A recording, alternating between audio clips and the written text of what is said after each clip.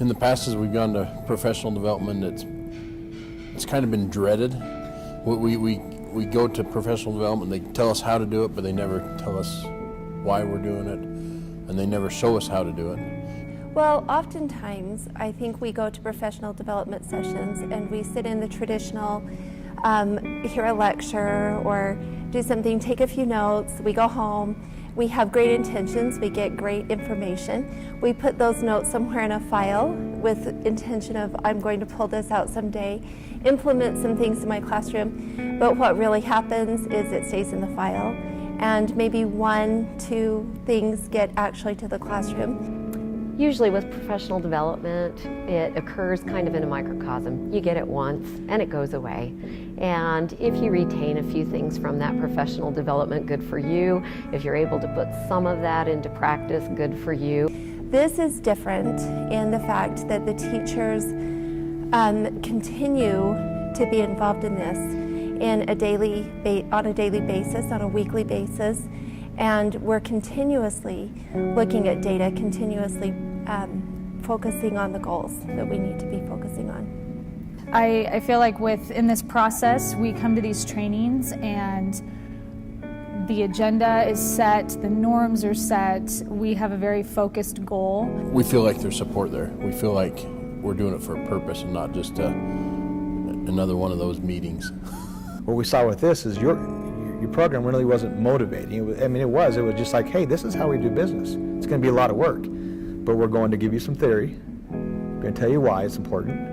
We're going to model that, everything we do. We're going to help you practice, and we're going to come out to give you support, which is unlike anything we've ever received.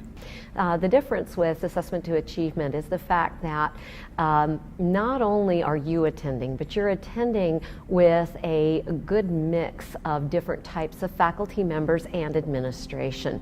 And so everyone is getting the same message at the same time.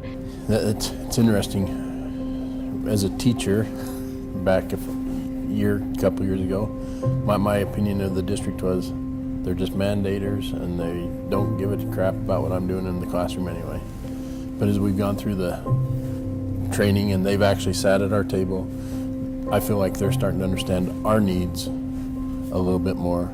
We're understanding why they're mandating us to do some of these things. And I think that the bond is starting to come together.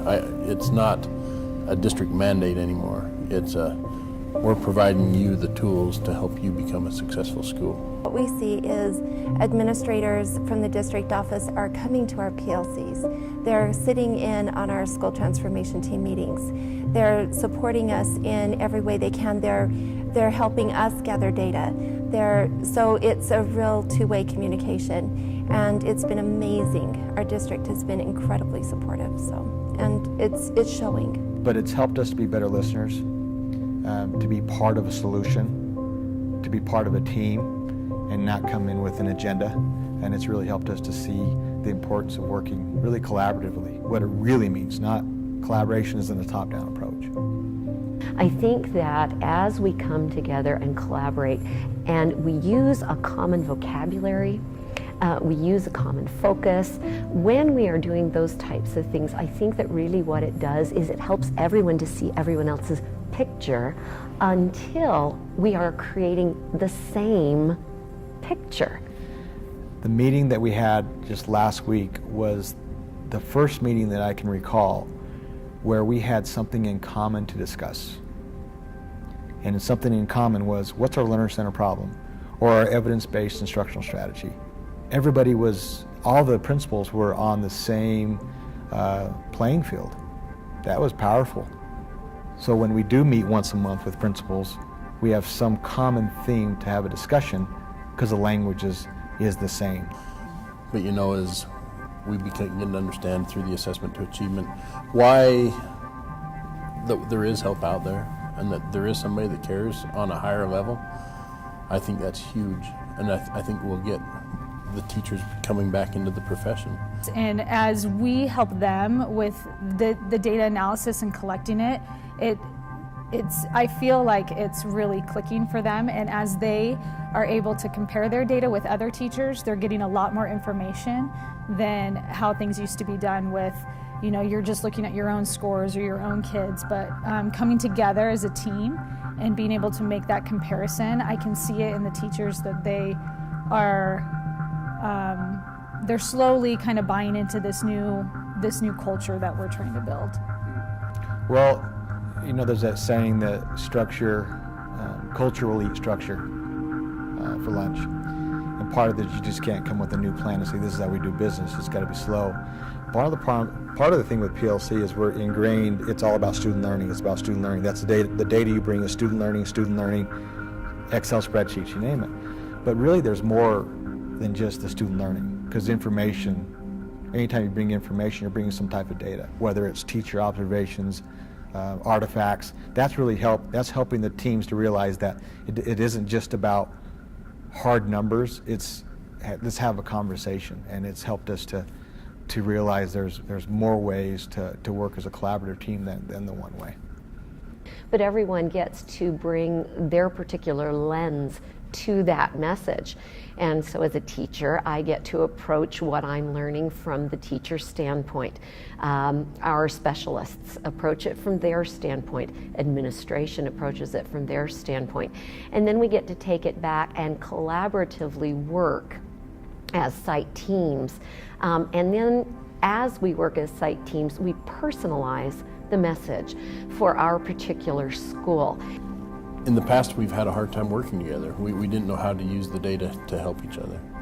But now as we are using the assessment to achievement protocol, it's, like I've said before, it's becoming real, and we're learning how the English teacher can help the math teacher, and the history teacher can help the English and math. And so our team is becoming more functional. The conversation has changed.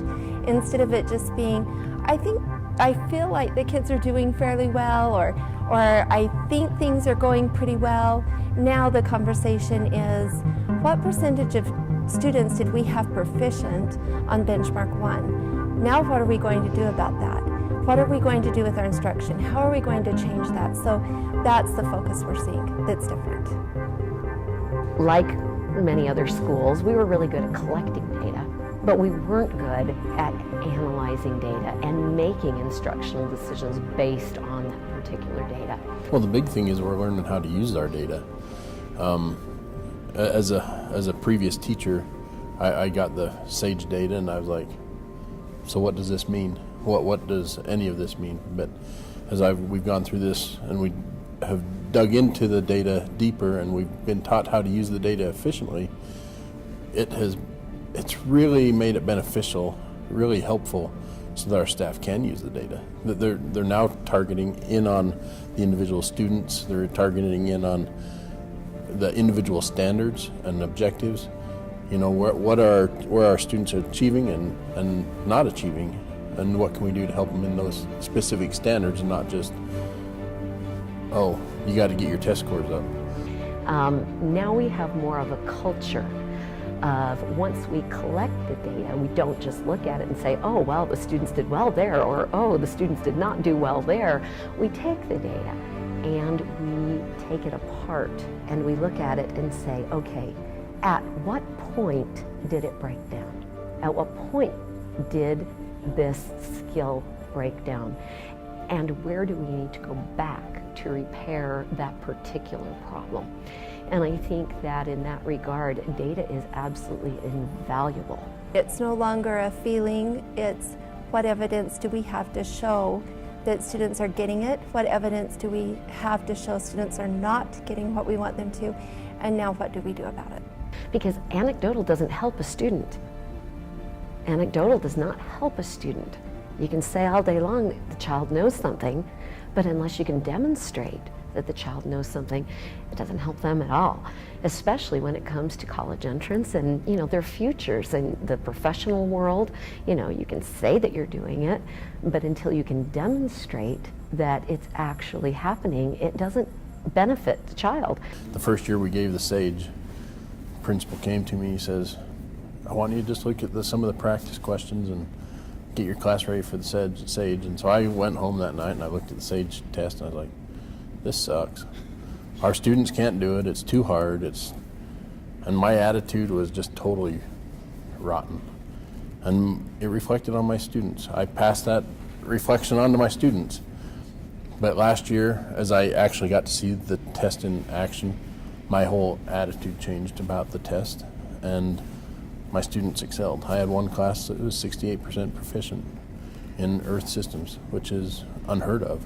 You know, they were 10% proficient the year before. Since it is foremost in my mind, because we hit it, and I know that I am going to be asked to bring data, that I'm going to be asked to discuss, that I'm going to be asked to give my opinion on how a solution may or may not have worked well in my classroom.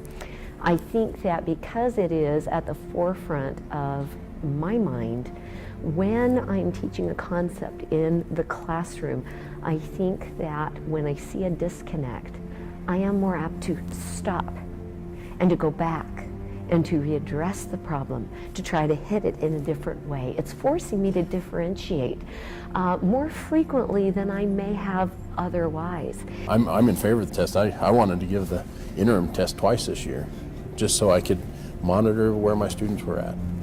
And it is making progress occur in a much faster vein than it ever has, because everyone is now literally on the same page. Our struggling students are being engaged as well through their reciprocal teaching strategies. And our test scores, I believe, are going to be through the roof again this year. We were number one last year. I think we'll be number one again this year on growth.